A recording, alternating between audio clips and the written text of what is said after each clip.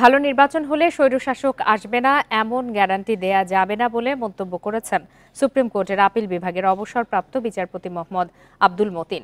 সকালে ঢাকা রিপোর্টার্স ইউনিটিতে বেসরকারি সংস্থা সুশাসনের জন্য নাগরিক সুজন আয়োজিত এক গোলটেবিল বৈঠকে এই মন্তব্য করেন তিনি।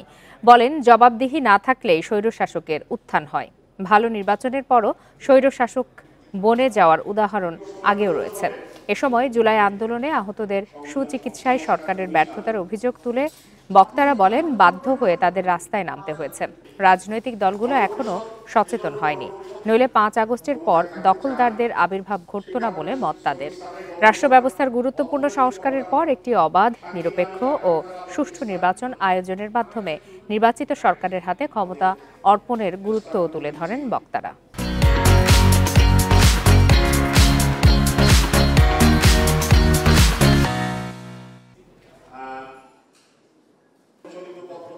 ইতিহাস থেকে একটা শিক্ষা আছে আমাদের যে শুধু একটা ভালো ইলেকশন হলেই আমরা একটা ভালো প্রতিনিধি পাবো না।